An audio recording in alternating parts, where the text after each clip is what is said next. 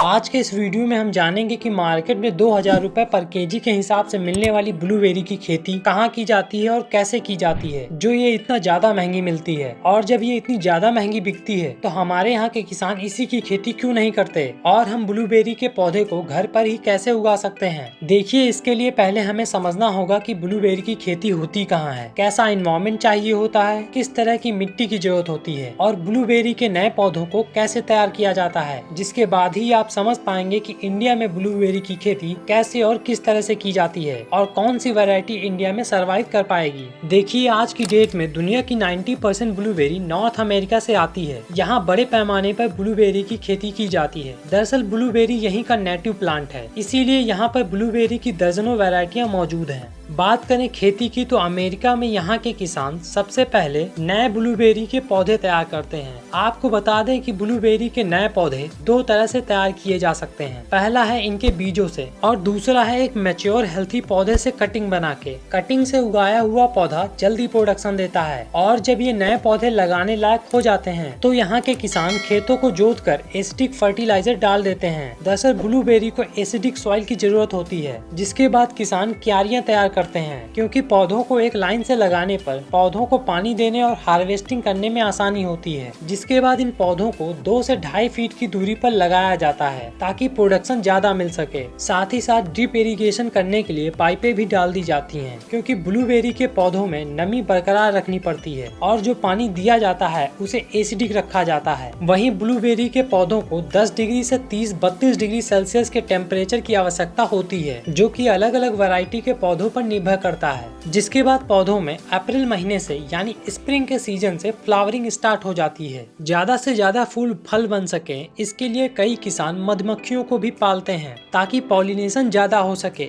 वहीं गर्मी के मौसम में यानी जून जुलाई तक सभी फूल फल में बदल जाते हैं, जो कि कच्चे होने पर हरे रंग के होते हैं। वहीं ठंड का मौसम स्टार्ट होते होते ये ब्लूबेरीज पकने लगती हैं, यानी कि अगस्त से लेकर नवंबर महीने तक, जो कि इनके पकने का पीक टाइम होता है। वहीं पकी हुई ब्लूबेरीज गहरे नीले रंग की हो जाती हैं, जिनको 2 से 3 दिन के बीच में हार्वेस्ट करते रहना होता है। इन बेरीज को हार्वेस्ट करने का तरीका काफी शानदार होता है, जहाँ बड़े फार्म्स में बड़ी बड़ी मशीनों से पौधों को जोरों से हिलाकर तोड़ लिया जाता है और कलेक्ट करके इन कैरेट्स में इन्हें इकट्ठा करते जाते हैं।